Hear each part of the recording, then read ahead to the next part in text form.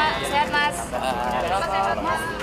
Petugas Kejaksaan Agung mengawal ketat 4 tersangka kasus korupsi pengadaan laptop Chromebook dalam program digitalisasi pendidikan tahun 2019-2022 ke Kejaksaan Negeri Jakarta Pusat. Keempat tersangka terdiri dari Mendikbudristek periode 2019-2024 Nadiem Makarim, Sri Wahyuni selaku Direktur Sekolah Dasar Kemendikbud 2020-2021, Mulad Syah Direktur Sekolah Menengah Pertama sekaligus kuasa pengguna anggaran Kemendikbud tahun 2020-2021, dan Ibrahim Arif selaku mantan konsultan Kemendikbudristek. Pasca penyerahan ke Kejari, selama 20 hari ke depan berkas akan dilimpahkan ke Pengadilan Tindak Pidana Korupsi Tipikor. Nadiem dan 3 tersangka lainnya dijerat pasal 2 ayat 1, subsidiar pasal 3 Undang-Undang Tindak Pidana Korupsi Tipikor. Kerugian negara dari kasus dugaan korupsi pengadaan laptop ini mencapai 1 triliun lebih. Terhadap keempat tersangka ini saat ini sedang dilakukan penelitian oleh penuntut umum. Berikut juga barang buktinya. Terkait perkara ini nanti sekarang sepenuhnya ada di penuntut umum pada Kejaksaan Negeri Jakarta Pusat, dan penuntut umum mempunyai kewenangan 20 hari ke depan yang nantinya akan segera dilimpahkan ke Pengadilan Negeri Tipikor. Saya hanya ingin mengucapkan terima kasih kepada pihak kejaksaan yang sudah menyelesaikan tahap pemeriksaan. Saya juga ingin bilang, karena ini Hari Pahlawan ya, saya jadi keinget waktu upacara di Kemendikbud itu mengenang para pahlawan tanpa tanda jasa, yaitu guru-guru. Jadi saya ingin mengucapkan salam hormat kepada guru se-Indonesia. Saya alhamdulillah sehat walaupun ini masa yang sulit buat saya karena terpisah dengan keluarga dan 4 anak saya masih sangat kecil, jadi masih sangat membutuhkan ayahnya. Tapi alhamdulillah saya diberikan kekuatan dan saya diberikan kesehatan karena Allah ada senantiasa selalu ada di sisi saya, karena Allah selalu ada di sisi kebenaran. Sementara itu untuk tersangka Joristan selaku staf khusus Mendikbudristek tahun 2020-2024 belum dilimpahkan ke penuntut umum lantaran masih berstatus buron. Dari Jakarta, Rani Sanjaya, Anyus melaporkan.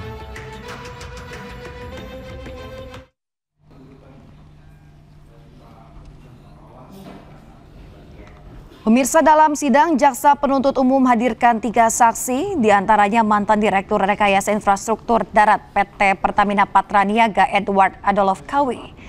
Majelis Hakim menanyai saksi terkait blending BBM yang dilakukan Pertamina. Saksi menjelaskan prosesnya telah sesuai prosedur pengawasan mutu. Hakim juga menanyakan kapan pertama kali Pertamina melakukan blending BBM.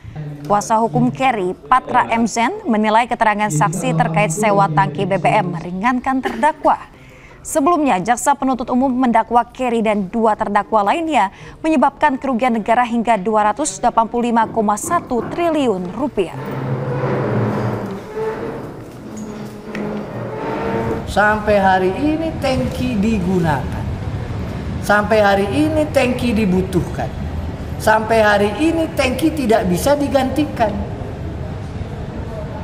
Itu yang menjelaskan kenapa tahun 2024 setelah kontrak habis Patraniaga tetap melanjutkan. Karena kalau tidak, nggak ada lagi kita bisa impor, dalam arti meningkatkan kapasitas.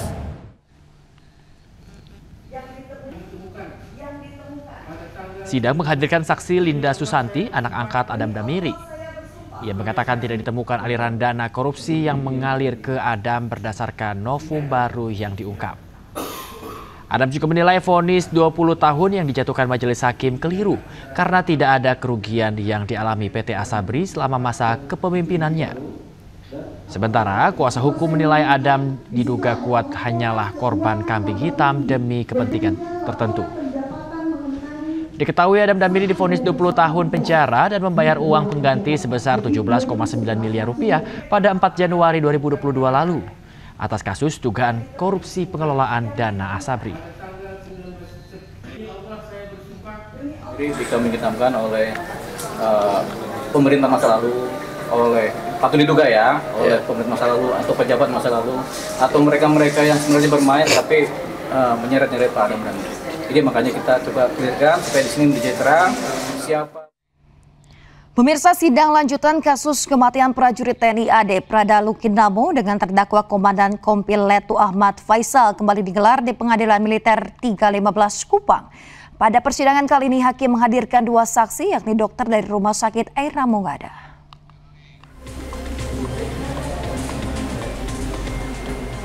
Sidang lanjutan kasus kematian prajurit TNI Prada Lukinamo kembali digelar di Pengadilan Militer 315 Kupang dengan agenda pemeriksaan saksi. Pada sidang kali ini, Majelis Hakim menghadirkan 2 saksi yang terdiri dari tim dokter RSUD Airamo yakni Dr. Kandida Bikinan Uga dan Dr. Gede Restu Adu Maharta mengikuti secara daring. Pada keterangan saksi dokter, ditemukan adanya luka di sekujur badan korban Prada Lukinamo dan kerusakan organ dalam tubuh korban kemungkinan akibat dari hantaman benda tumpul. Penyebab pastinya tentu dari otopsi untuk tahu secara pasti penyebab kematian. Keterangan para dokter ini tidak dibantah oleh terdakwa sehingga sidang akan kembali dilanjutkan pekan depan. Sidang baru saja dilaksanakan dengan agenda saksi tambahan sebanyak 2 orang, yaitu Dr. Kandida Bibiana Uga selaku dokter umum pada RSUD Airemo Kabupaten Nagegeo dan Dr. Gede Rasti Adi Maharta SPB selaku dokter spesialis RSUD Airemo Kabupaten Nagegeo. Kedua saksi tersebut tadi sudah memberikan kesaksian secara elektronik atau aplikasi Zoom. Sidang akan dilanjutkan pada hari Senin tanggal 17 November tahun 2025. Sidang akan kembali dilanjutkan pekan depan dengan saksi tambahan yang diajukan oleh auditor. Dari Kupang, Nusa Tenggara Timur, Eman Suni, iNews melaporkan.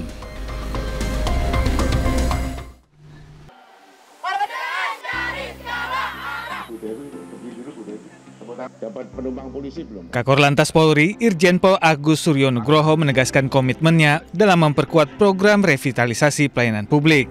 Hal ini sejalan dengan arahan Kapolri Jenderal Polisi Listio Sigit Prabowo untuk terus menghadirkan pelayanan lalu lintas yang modern, humanis, dan berorientasi pada keselamatan masyarakat. Salah satu program yang menjadi perhatian adalah Polantas Menyapa di bidang keamanan dan keselamatan. Program ini melibatkan kegiatan edukatif seperti polisi cilik, pocil, patroli keamanan sekolah, PKS, serta pengembangan Indonesia Safety Driving Center, ISDC.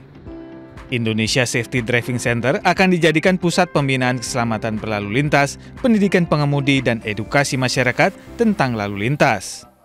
Bagaimana Korlantas Polri dengan revitalisasi pelayanan publik, hari ini saya menyampaikan apresiasi dan terima kasih pada jajaran Dirkamsel yang telah mengekspos dan merevitalisasi program-program nyata di lapangan.